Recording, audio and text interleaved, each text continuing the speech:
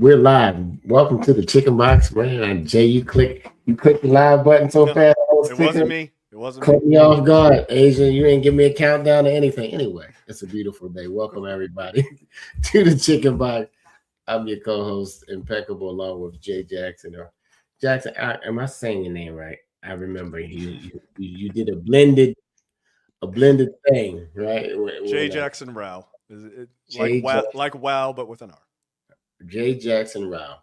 This is the Chicken Box. If you've never been on here, it's powered by the Afro American newspaper, the oldest family owned black media company in the country, heading to 134 years this August. Happy birthday, Black business, Black media company.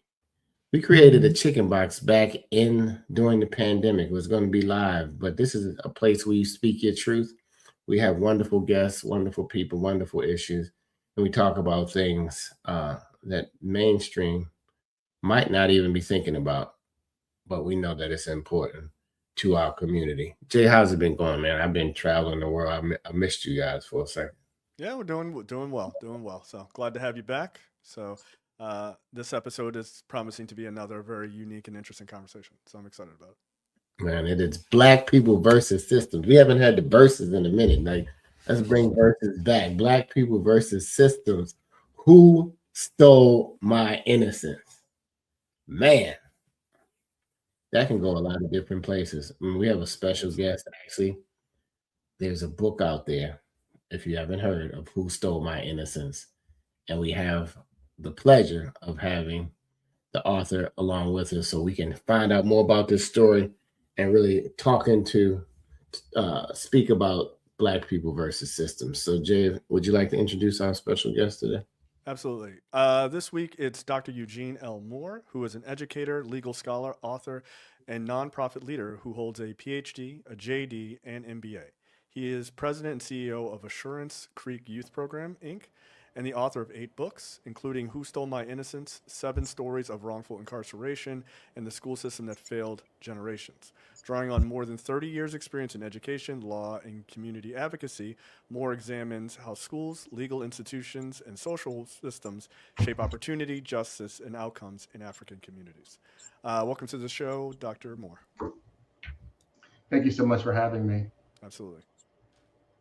Dr. Eugene Moore, it is a pleasure to have you on the chicken box. We'll get into it later, but he is now a family friend. He's part of the family. So we gotta show him some love, guys, and congratulations on just graduating from law school as well. So he had, when they say more degrees than the thermometer, he has them.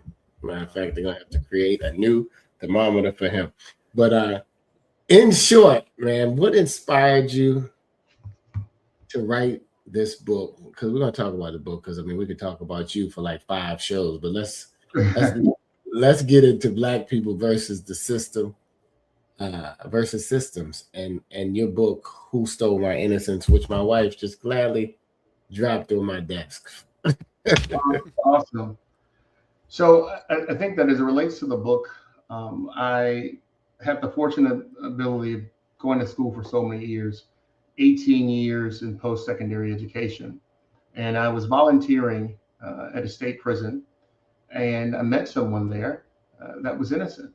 And I realized that all the education that I had, all the classrooms I taught in, there was nothing I could do for this particular person. And that person had a similar story to some of the stories that are featured in the book, an accusation that was unfounded, legal maneuvers that were made to suppress evidence. And as a result of that, still currently in prison for nearly 30 years. So that was my inspiration. Wow. Hmm. Well, We it's know a we know it's a lot of that. Go ahead, Jay. Jump in. no. What I was going to say is that is certainly a reason to be spurred into this work. And so I guess let's start with you. Um, After 30 years, you worked in education, law, and community advocacy. At what point did you realize those 3 things weren't actually 3, disparate, ideas, but they were actually all one thing, sort of ending up in a similar outcome? I think that, as I said in the book, I think people like to look at stories of success like myself. And by doing that, I then believe that we've made such leaping changes, over the past, several years. But I was very intentional about the book, where I kind of picked a 100-year span or nearly century span of legal cases that prove that we're very much in the same situation that we were several years ago. And so the intersection of all of those things is very important, because it shows that when that student goes into that classroom expecting to be taught, expecting to learn, expecting to have great outcomes, it's not happening for us. And the question is why? We hear these narratives or stereotypes that African Americans are lazy, they're this, they're that. But when you start to really understand what is the engine behind these outcomes, it's really a system that people can't necessarily see. And so this book tries to help people see that system and how it has produced very grave outcomes for people of color. The system. Let's go behind the veil a little bit about the system, Dr. Moore. Have you cracked the code? I would say that the code is definitely been cracked. And one of the first thing you must do to crack the code, figuratively or perhaps even literally, is to no longer seek validation from a system that never intended your inclusion. And I know, I'm not sure how many listeners we have. Some people might be argumentative to that and say, oh my God, this person is, anti-American, they're anti our achievement, they're anti how far we've come. But when you look at the system in its totality and what it produced early on to now, those outcomes are very similar. And so just because we have more educated African Americans, more educated people of color, more people that are own homes or own businesses, doesn't mean that the system is not doing fundamentally what it was designed to do, and that is to suppress and to keep out certain individuals. And so that's still happening in 2026. And a lot of us don't want to grapple with that, because we like to believe, hey, I live in a nice house, I live in a nice community. And when we start to look and survey our own families, we would see what's happening here. Why is this level of success only being regulated to a few and not to the masses? No, that's a very good point, and actually, it kind of leads into a question that I had, which is, through your research, through these 7 cases, and I'm sure you've done research into many others. Do you find that the system sort of, I guess, if we're really going to be specific about this, and I think we should be, a lot of this is like school to prison pipeline sort of conversations, right? Do you think that system is fundamentally poorly designed, that African Americans end up in the system, or do you think that the system is created by design? Because I think some people think, oh, well, things are kind of bad, and then people just kind of fall into it, and then others think that this is a very deliberate system. And I just interested in where you kind of fall on that. That is a phenomenal question. And I want to be clear that the true answer to that question is found in the book, but I'll give a snippet of it. It is definitely a system by design. It's by design. And it's very hard to grapple that such a system will be created solely for the purpose of hurting or harming a particular group. But that is exactly what the system does. And so it's hard to grapple it when you think about it, but it's exactly what happens daily. And so when we look at this book, specifically, like when we start with the Scottsboro boys, that's 1931. We have 9 young men boarding a train. An accusation comes. They're all found guilty, right? Later exonerated, many years later.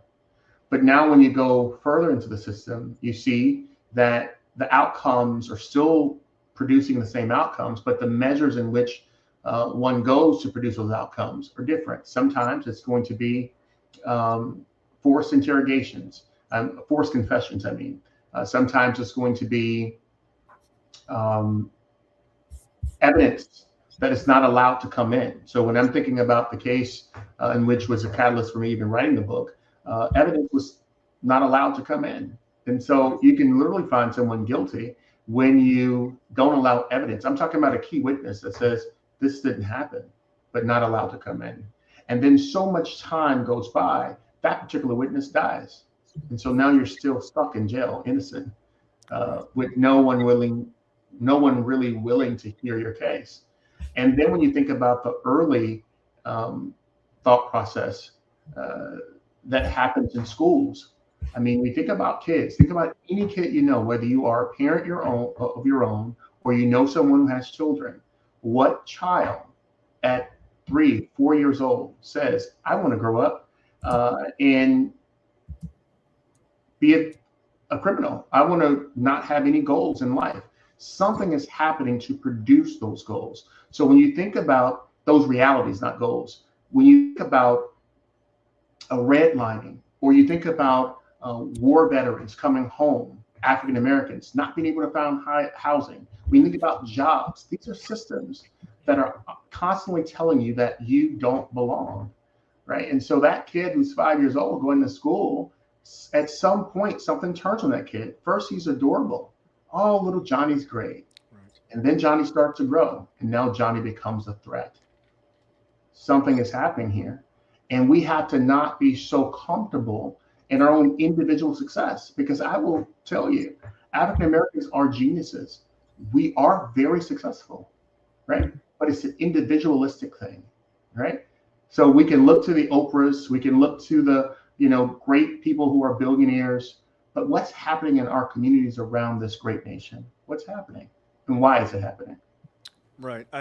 Just quickly, and then I'm going to pass to my co-host. Sorry, but I just want to tag onto what you just said there. I do think that there is a level of quote unquote rugged individualism that exists outside of our community that is kind of pushed as that, like, that is the way in which the country should work, and Black people have never had that ability to be that way, right? We cannot all be separated and all be total individuals and then all succeed on our own. It just fundamentally has never been that case.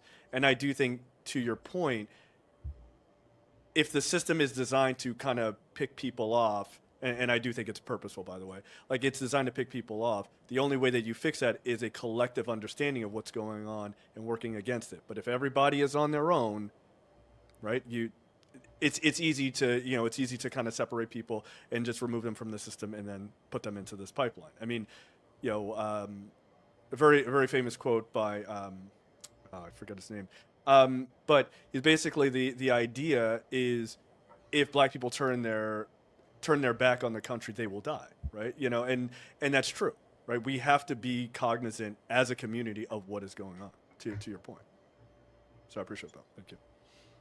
If you just tuned in, guys, this is Black People versus Sisters. We have a special guest, Dr. Eugene Moore, on with us, talking about his book, Who Stole My Innocence, which you can find where, Dr. Moore? Is it all places? Wherever books are sold. So it's on Amazon, Barnes and Noble, all online retailers.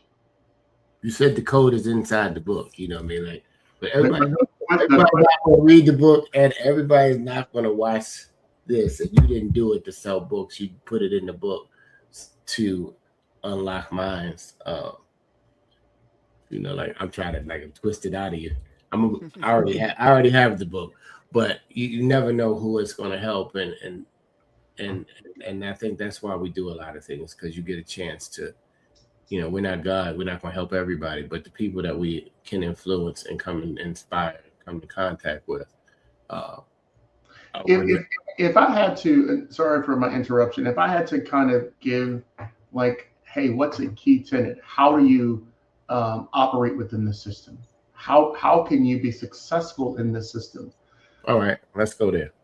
The best way to do that is to die to validation of a system that never intended for you to be a part of it.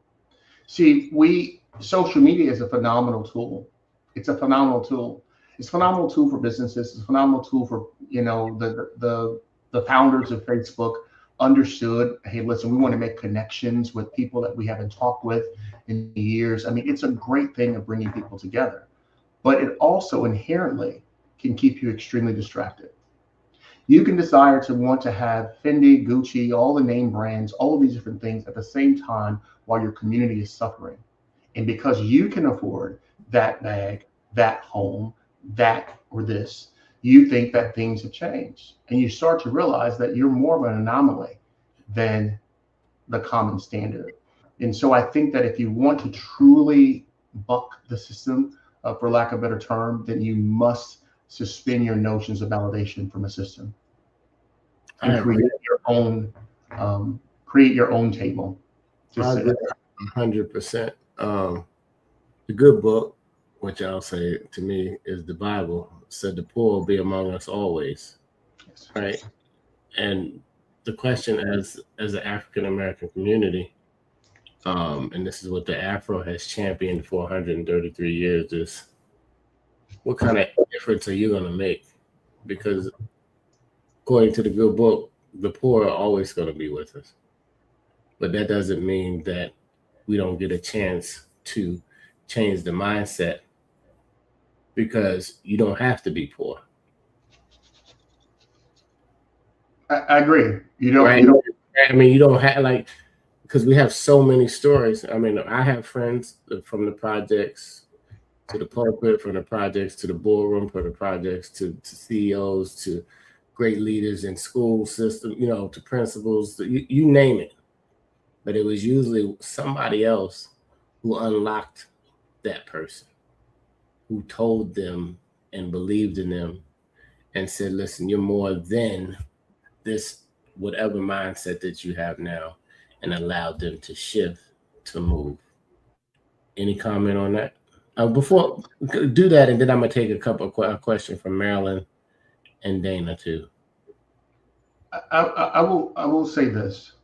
I think what has happened in schools, and now we see something happen with schools with suppression of history, but beyond that suppression, African Americans have been regulated by the system to think of themselves between 1619 and 1865. If you have a slave mentality, you will always be seeking freedom. That is a product of the system. Very, very genius approach. So we have to understand that Africans, where we are descended from, we were a very powerful people. We were so rich, so wealthy, that researchers will tell you that it was more wealth than Bezos. That's the wealth that we had. We were able to be agricultural geniuses. We were able to do things that in other parts of the world were not able to be done.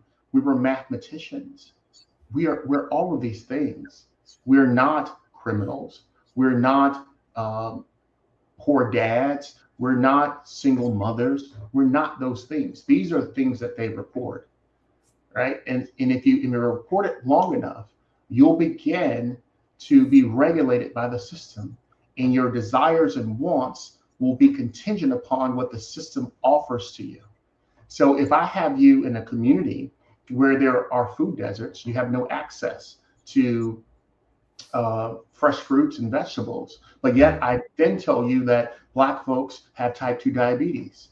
We don't get to the root cause. What's happening there? Why is the access not there, right? And so when we go further back in history, we need to go back to when we were, we still are, but when we were a dominant group, right? A dominant group, and we had great power and great intellect. That still happens today, but we think it's just so isolated. And so that's what we need to do. Well, let's go to Maryland, and thank you everybody who's chiming in. Put in where you're from too. We'd like to know where you're from. No, I think this one. Yes. Maryland has a lot. Go ahead, Maryland. I mean, Dr. Eugene. Should we have stayed separate as a people? Is Maryland's question. That is a great question, and that is, kind of the ideology between Du Bois and Booker T. Washington. I think that it parallels to what some people say compliance, right? If we just comply in a traffic stop, things will work out for us. We just need to comply. Well, history has shown us that compliance is not changing it. And so when you think about Black folks being separate, building their own, history will tell us that in those instances, things were destroyed, right? Communities were burned to the ground. And so that doesn't mean that we can't do those same things in modern history, but it's understanding that we need to have enough wealth, enough power, that even if opposition comes, we can withstand that opposition. Because we hear about communities that were burned down. What about the communities that were burned down and then resurrected again and then still thrive and are still here today? So we can't allow the system, which is always going to react to our excellence, to make us not continue in the same vein of excellence. So even when we receive opposition, we still must resist. And so I believe that whether it be separate or integrated, whatever you choose to believe, I think you still have to make sure you are not succumbing to validation from the system, because the system cannot be reformed. A reformed system means that we're going to reform it and change some elements of it. The system needs to be eradicated in order for us to really get some traction as far as true equity. We talk about equality. I can put a Black person and a white person in the room, but that doesn't mean they have the same level of equity, the same chance, the same level of opportunity. So it's beyond that. It's much more deeper and sinister than just that, than equality. Does it reverse if the room is different? Say it again. So does it reverse if the room is different? Meaning a Black person and a white person are in the room interviewing at the Afro. Does it change? I think the when you have a diverse room, it's always better. So one thing about law school, and I'll be very candid here, when you have Black people studying the law, we are able to bring some things to the conversation, that our experience lends to how we will interpret that law or interpret that statute, right? And so when you don't have diversity in the boardroom, you don't have diversity in all of these things, the outcomes won't be the same. See, the system likes diversity of money. They love the fact that Black people spend billions of dollars, but giving them access is what the system does not really account for. So those are things we have to understand, that it's important to be in the room. It's important to be authentic in that room as well. So oftentimes when we get success, we start doing things that we typically, maybe perhaps our money or our access didn't allow us to do. But I'm not upset about people doing things and taking elaborate vacations, having a yacht. None of that means anything to me. What matters to me is that when you're on that yacht, when you're on that prestigious golf course, such as Tiger Woods, you have to tell the story about how they didn't want you to play on that golf course, because that's the story. If you don't tell that story, Tiger Woods, then what's happening there? We have to tell the story. Right. It's truth without context, right? Yes. And I've long said, truth without context is basically a lie. It's kind of meaningless, right? I want to talk. I want to go back to the wrongful incarceration aspect for a moment. I don't think wrongful incarceration is just a legal failure. It is, but I don't think it's just a legal failure. It's also a community wound that doesn't really heal when somebody gets out, right? You hear someone's been in jail for 30 years for a crime they didn't commit. They give them, here's $1 million, on your way, right? What does that reentry look like to you for people who get out and aren't getting what they receive? What are they missing that they should be receiving when they get out? That too is a phenomenal question, and I think that is a whole nother tenet that needs to be further explored, because nothing really is new. Okay, now for those who are believers, they'll find this in the Bible, right?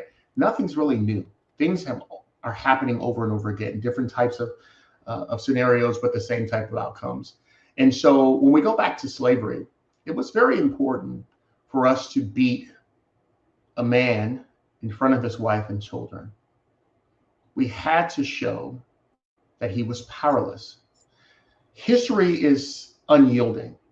It tells you that people were mesmerized by the stature of Africans, by their physique, by their look, and their strength. And so we have to break that, both physically and mentally. And so what happens when people are released back into the system that they remember 30 years ago, but really hasn't changed much, and has added some new devices to help recreate the same types of outcomes, they feel a little lost, right? And I do not, under any circumstance, want to make this conversation political, but there are images that we must grapple with. We have an African-American president who has attended the best schools in the nation, who's, air quotes, articulate, who has a wife and children. And we still say to this man that he's not good enough. Yet juxtaposed to another president who might not have the same credential, same qualifications, but perhaps what does he have? He has whiteness. Yep. And so we have to understand, where is this coming from? Who created this? And there are people who they're very successful and they're like, I'm tired of talking about race. Everything's always about race. It's not black or white. I hear you.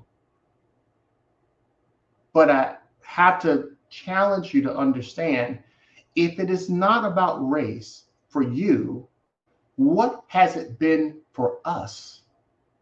It's always been that way. The reason that I'm in my Maserati and I'm pulled over being questioned as to whose car is this? To opening my door of my nice home to say, show me some identification. Or if we don't have selective amnesia, can you provide me your birth certificate? Because I don't believe you have your papers. The system is always signaling to those who understand it that we're still controlling every bit of it. And so we have to, as African Americans, say, I get it. I'm not going to cry for your system to let me in. I'm not going to beg you for your validation. I'm not going to pick it and do all those things. I'm not saying that demonstrations are not good, but we have to move beyond the demonstration and demonstrate the outcomes that we want. There's enough wealth within the Black community. What would happen if Blacks said, I'm not going to spend any money today? What would happen if it was around election time and the people said, these are things I want? And instead of selling for the basketball gymnasium, we might say we want the computer lab, or we want jobs, or we want this or that. So we have to take control of the future that we want. It's a great point. By the way, you and I had slightly talked about this offline, just some inside baseball. And your point goes to, and I remember the term now, respectability politics, right? Which is this idea that we need to, if we wear a three-piece suit and we march and we say a certain thing and a certain phrase and we don't bring our voices up too high, that'll solve everything and we'll be respected. Meanwhile, that didn't stop us from being beaten in the 60s, and it hasn't stopped us from being, wrongfully incarcerated today, so on and so forth. So I agree with you. And just this idea that we should just, I guess the thought process is like, go along to get along, or as long as you follow this blueprint or these rules that have been laid out for you by a different community that historically has not had our best interest in mind, to say the least, that somehow it will suddenly fix itself, or that people who have been marginalized for many, many years, it is their fault in the reason why they are being marginalized. And I think pointing that out, and it is a difference that has a massive distinction. So thank you for your point there. You're welcome. Man, you're stirring up the bush. If you just tuned in, this is the Chicken Box powered by the Afro. these are conversations that we need to have sometimes, because we go, we la-di-dow and be in our own world, and really our community is in a different space, and sometimes I like to say we're selfish because we're only really thinking about our own bubble instead of our own community. I mean, in God's family, it's not really black or white, but it is black and white in America and across the world. I believe love wins, but you still have to. I'm just on the mindset thing, Dr. Moore, of just as a man or woman think of, so is he or she, and it's what are we thinking? The ice is better over here. You know what I mean? You have better things. I mean, because at the end of the day, the comparison, what does that really do? Because everybody was created who they are individually to operate, and it's usually the people who are jealous and are in fear who have created these systems. These are basically fear-based systems that are instilled, because my granddaughter, when they're in nursery school playing together with their white friends, they don't really have that yet until somebody implants that seed in their brain that black people are bad or something. You agree with that at all? I agree. I mean, I think it starts that. Yeah, I mean, I think it starts in the households of the parents, and then it just keeps duplicating throughout until you have an experience that breaks that.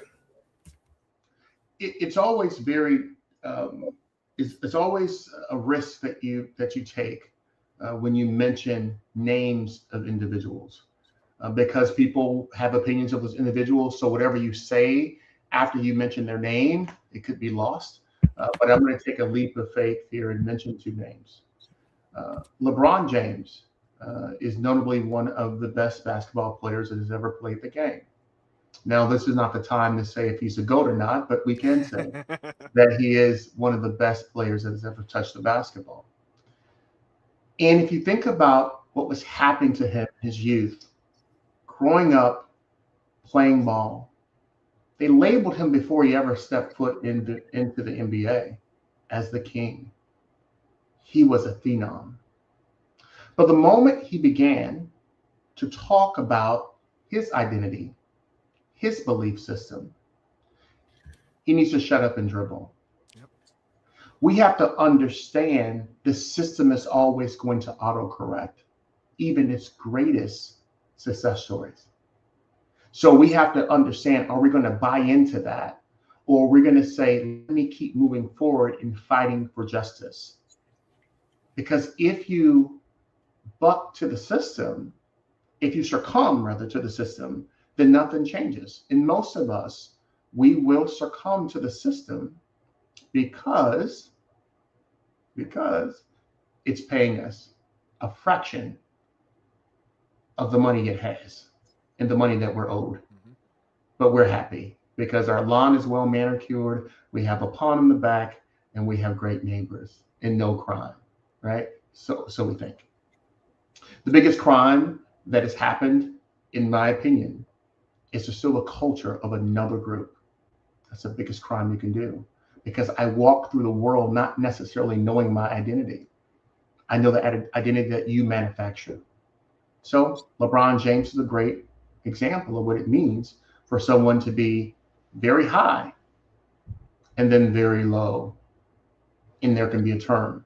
And there's no other perhaps greatest figure in modern history as it relates to journalists, TV, than Miss Oprah Winfrey.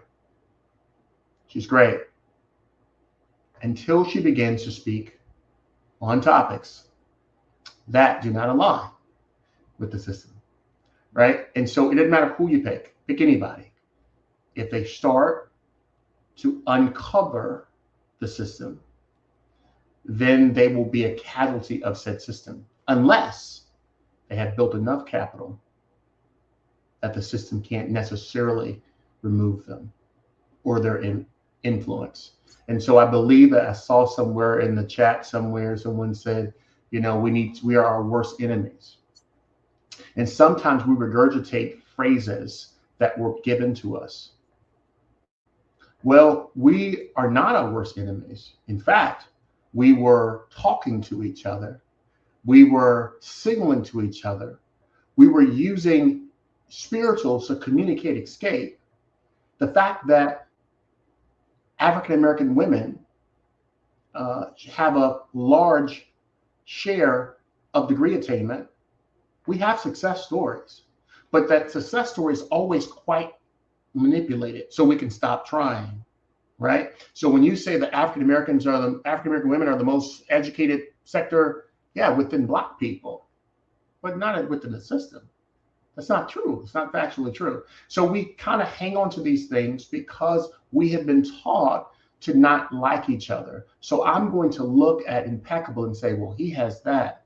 Now he has to do one or two things for me to be able to be cool with him. He either has to share or I have to be better than him. Right? And if I can get neither one of those two, then we're at odds. And that's not how the system works. I knew I did not like you, and that's it, Dr. Moore. I'm just kidding. Anyway, listen.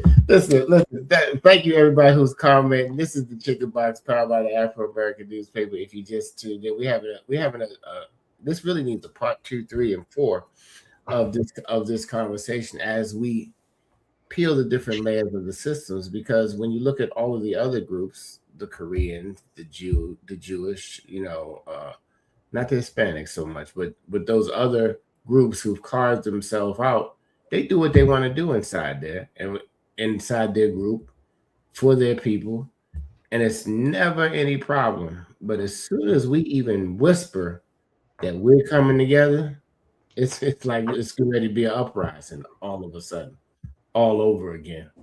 And I think the whisper, or the news, the media, and the government, they're in cahoots together in that system to keep us down, and the banks. All right, let me just put that out there. Government, the media, not the Black media, and the banks are all in cahoots to block us out of the system. And we need to wake up, like you said, Dr. Moore, and stop worrying about what these people say. Because as soon as we come together, the louder they're going to get. And then they're going to take one or two of us down, or three of us, and the media will talk about it let's say the other media will talk about it forever until the point you're sick of hearing it. And then we go back into brainwash mode. And I'm not saying everybody, we're just talking about our community as a whole. And I think today, even talking about this is going to make at least some families take a second look at what their family ideology is, what their family beliefs are, and what their family mindset is. Because if this is circling all these years, the same thing happened over and over again, we need the code, Dr. Moore. And the code is always the cornerstone of the community, has always been the family. However you look at the family, it doesn't always have to be blood, but the family has to get it together and get it right. And then when each family probably pieces their piece together, then I think we bring those families together and the community then begins to flourish. $1 billion is going somewhere, right? Going somewhere. It's not going up. It's not going with us all the time. There are two things there. One is you have to ask yourself, why are they, or the system, so angry with us? I'm glad you asked. The system is angry because the system knows the truth. It knows the truth of its theft.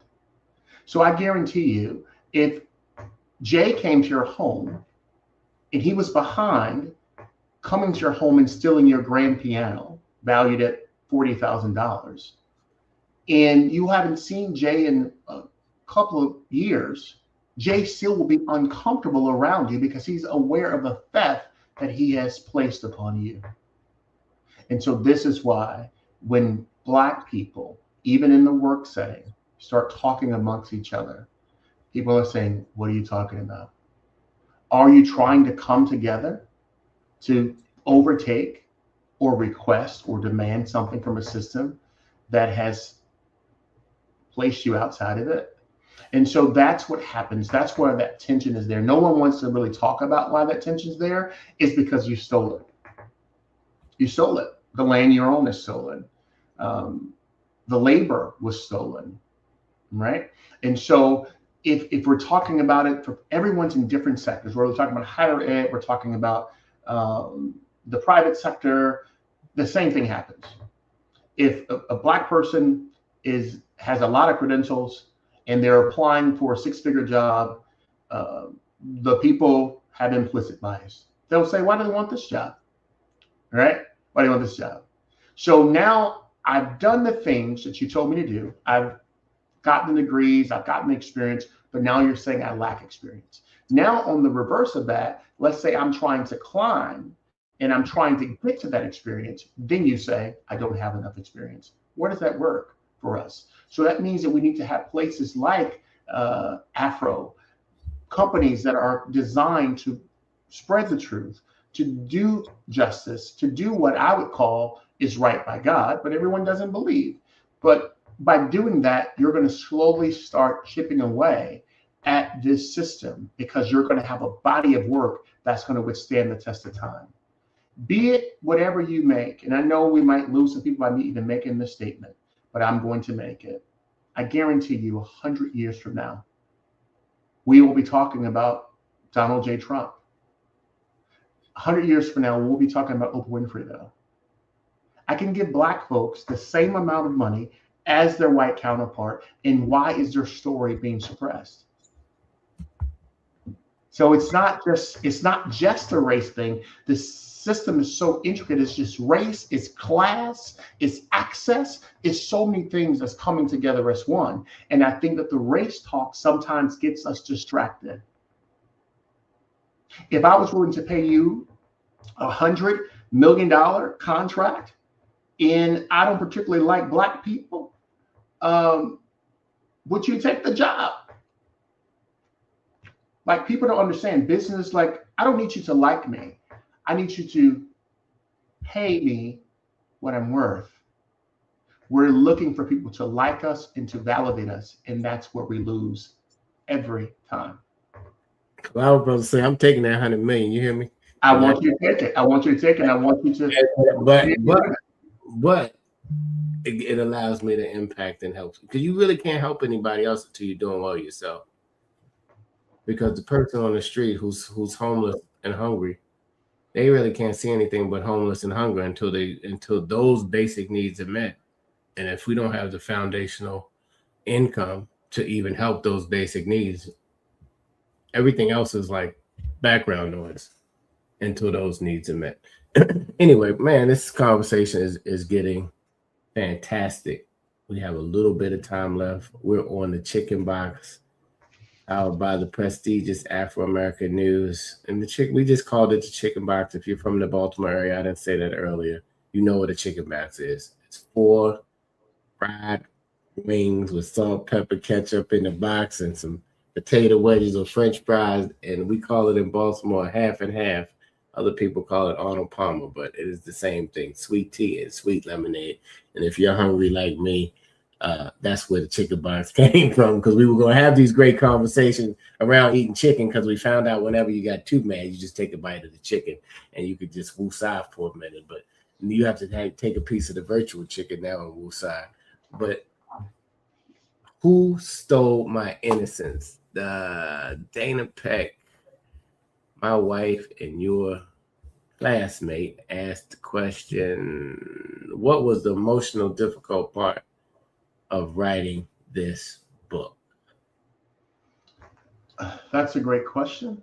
I think that whenever you're writing a book, or even if you're a pastor, the best thing is to place yourself in the narrative. Everything society tells me I should forget. According to statistics, me having a PhD, a JD, and MBA, places me in less than 1% of people who hold those 3 terminal degrees. When you account for African Americans, it's 0.0000 something. So it's very small. And so society says, Eugene, you've accomplished some things, but I think the emotional toll of the writing this book is going back to my childhood, which is featured in the book. I get out of a car with my mother, and I am stopped and frisked because I fit the description.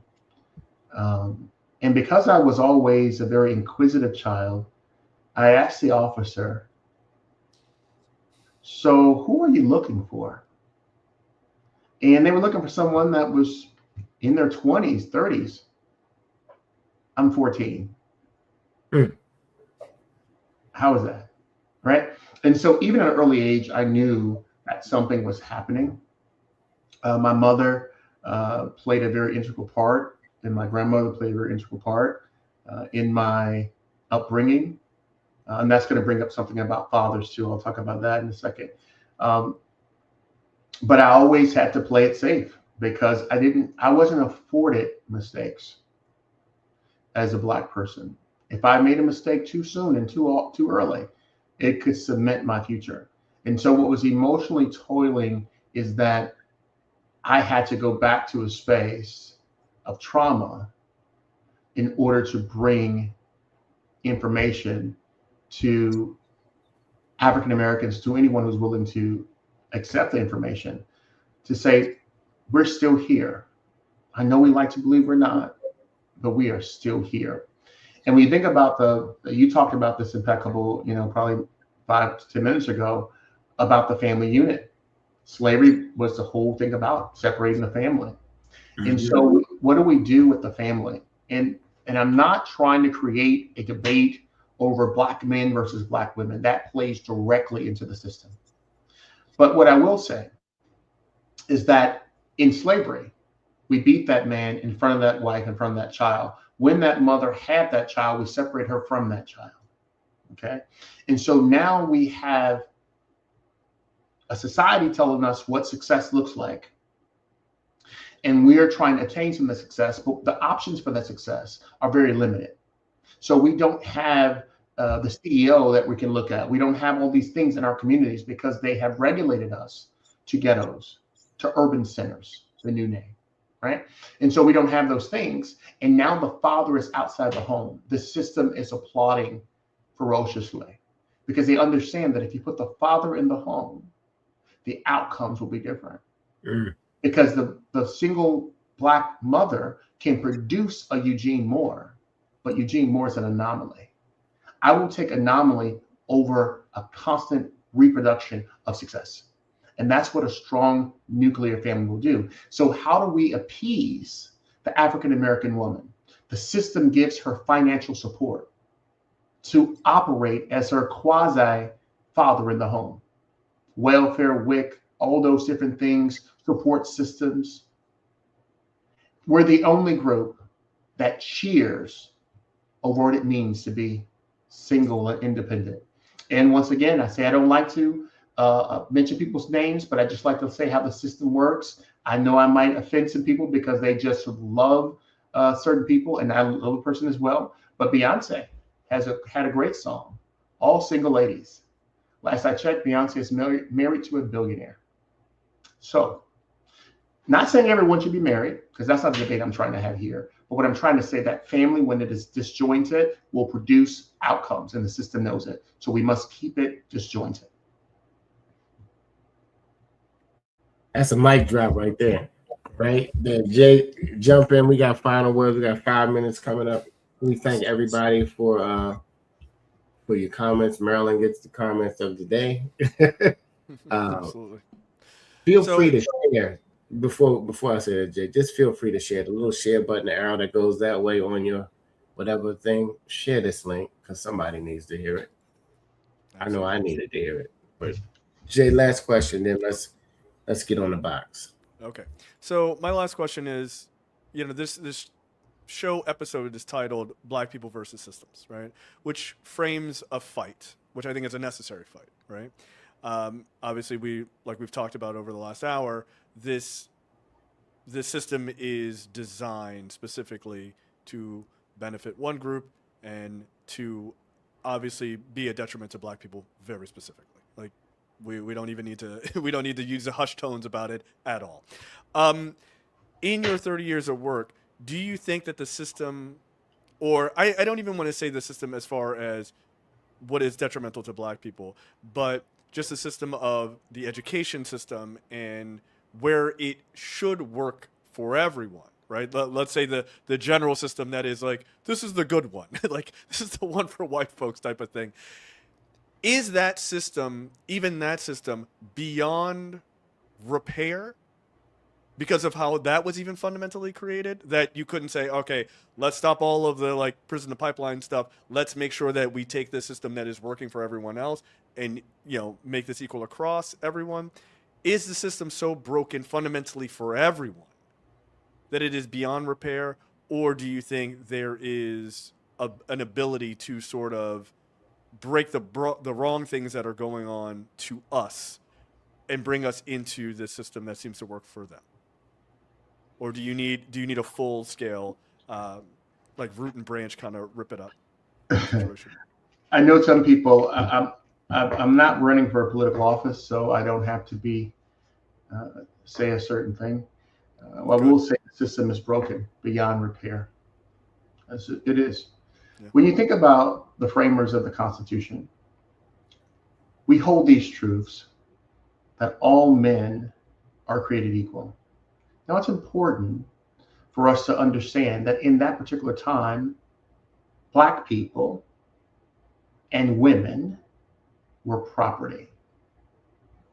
But now we look what's happened 250 years later.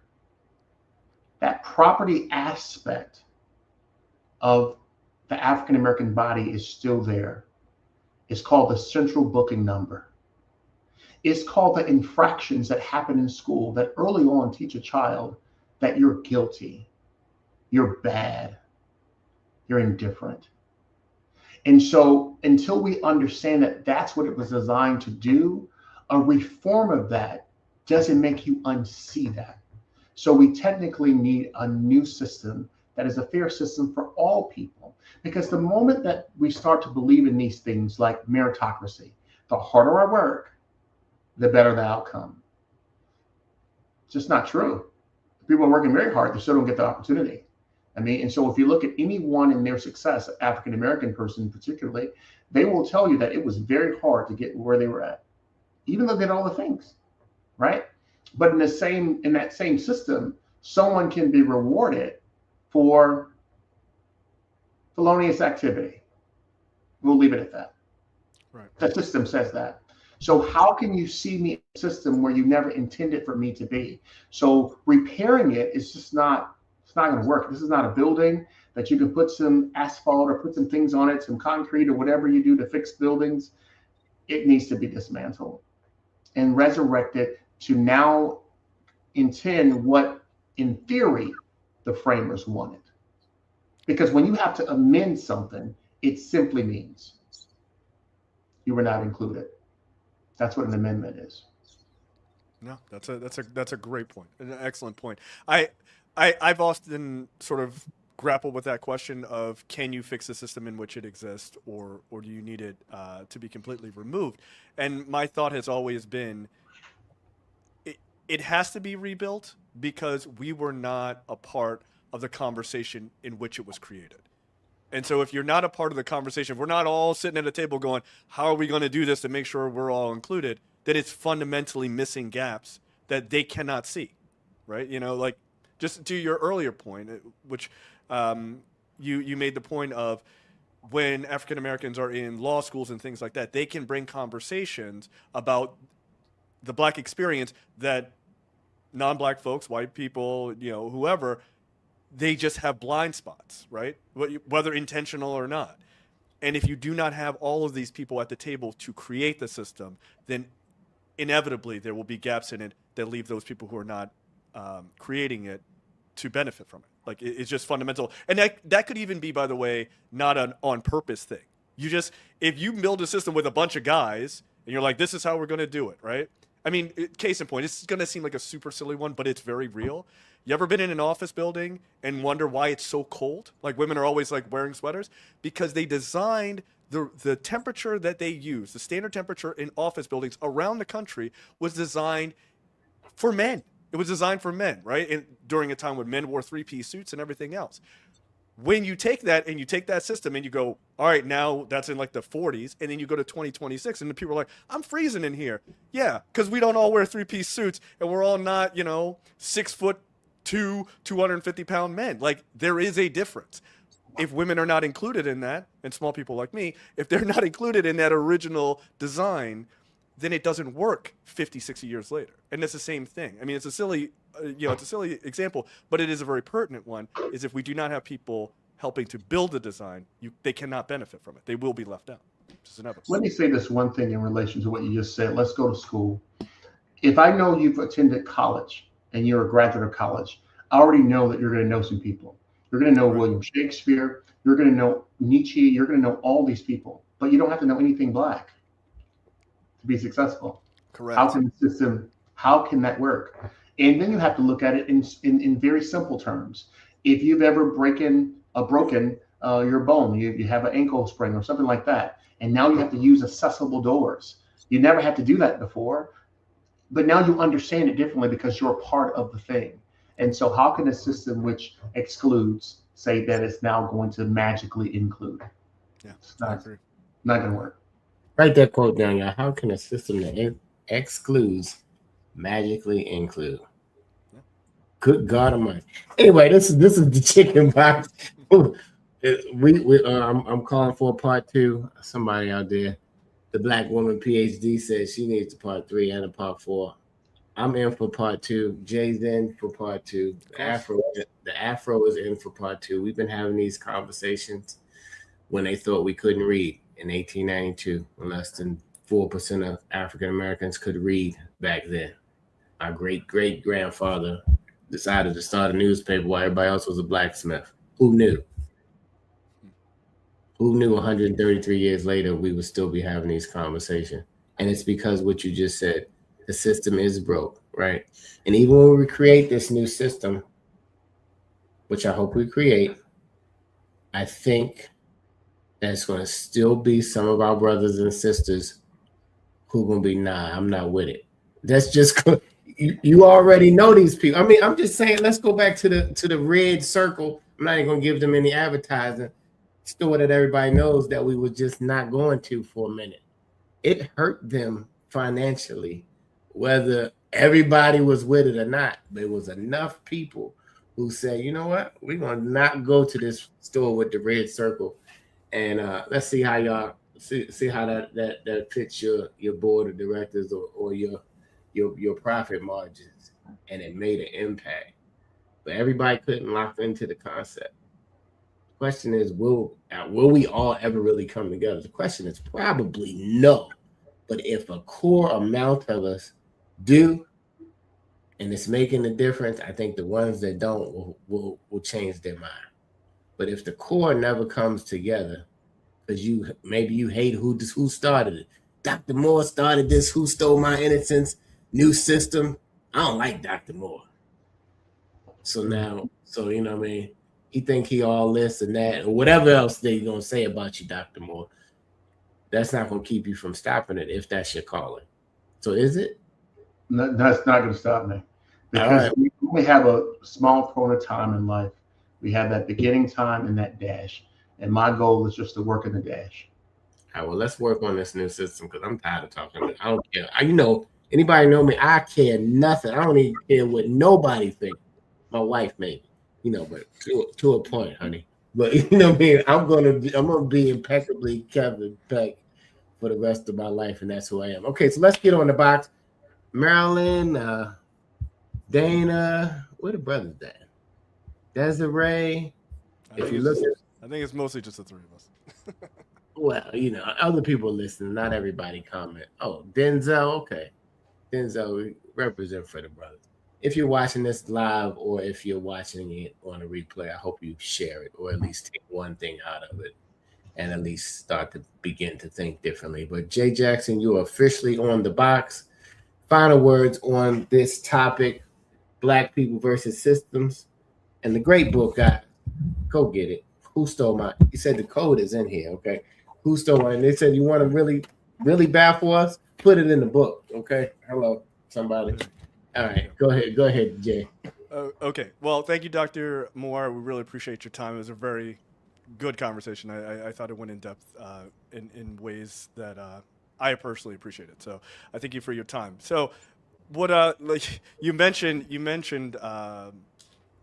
you know, people don't have to know about Black philosophers or things like that, but they're if you go to college or you get your law degree or something, you do have to know about these other people. And you mentioned Nietzsche, actually, which I thought was pretty cool. But and it just reminded me of his idea. He's a German philosopher. The idea of the Superman, right, which is a person who represents, or the Übermensch is the German word, represents an evolved, ideal individual who overcomes conventional societal norms, rejects herd morality, and creates his own life-affirming values. And that, to me, is exactly what you're advocating, right? This idea of building people up, Black people very specifically, who break this sort of these shackles of what we have been told we can be, the max of what we can be.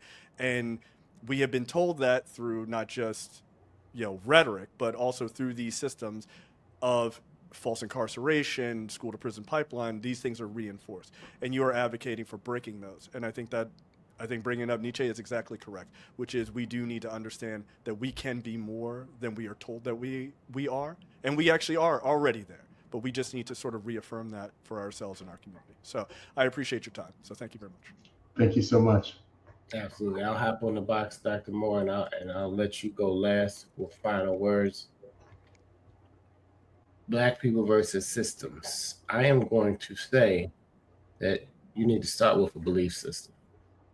And really nothing in my mind is going to correct until your belief system is in correct alignment with who in fact created you. Whatever you want to think, whoever created the bicycle, you can ride it all around your lawn and think it's going to cut it. It's not.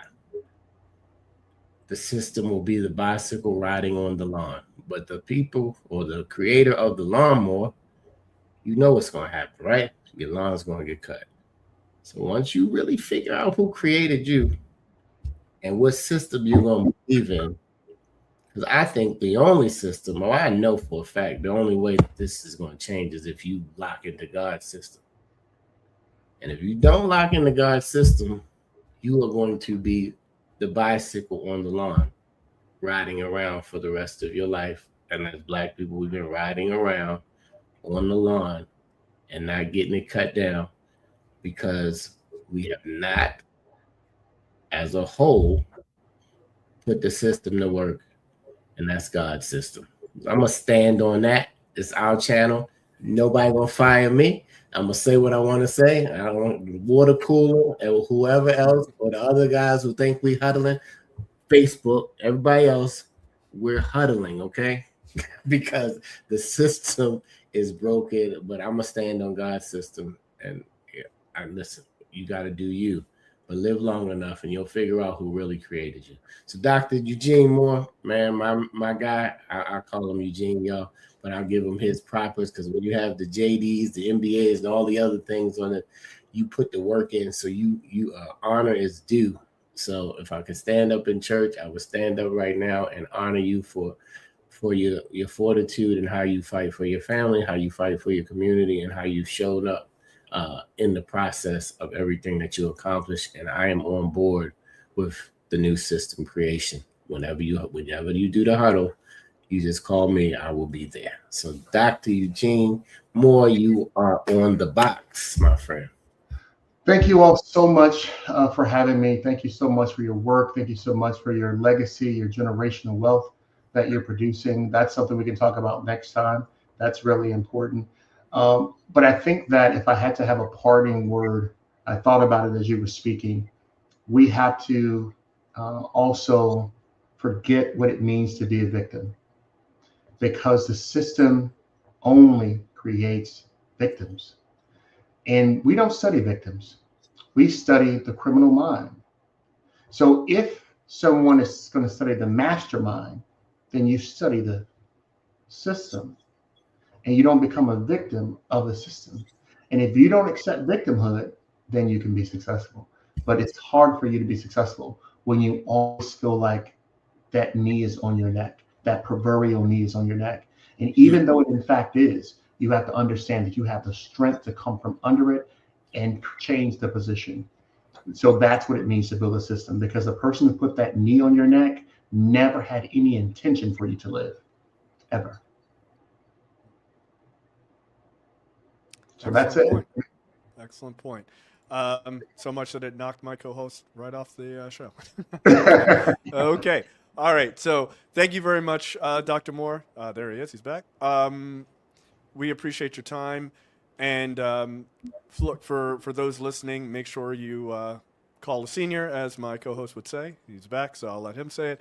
But we will see you guys next week for another episode of The Chicken Box. Yeah, this is not a shameless plug. This is a plug. In order for us to keep speaking and to have Black media, we need your support. It's nice to watch us, but for $40, less than 2 Uber Eats, you can have a digital subscription. If you like paper, for $100 a year, you can still get the paper and the digital subscription. Go to afro.com right now, because nobody's ever in 133 years told us what editorials we could write on our paper, who we could talk about, or who we can uplift. And we want to continue that for years to come. Thank you, everybody who has a subscription already, afro.com. Until then, God bless you.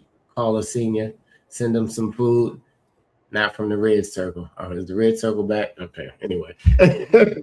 Send them some food. Go by, bring them something, do a random act of kindness. They love to hear from you besides a family reunion and a funeral.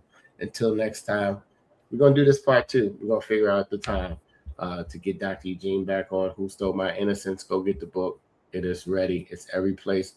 I need an audio version. I'm an audio guy. So we'll talk about that, Dr. Eugene. I might help you out, get the audio version done. Alana says she has hers. Got you. All right, get the book. Until next time, guys, have a great day. Thank you. Talk to you.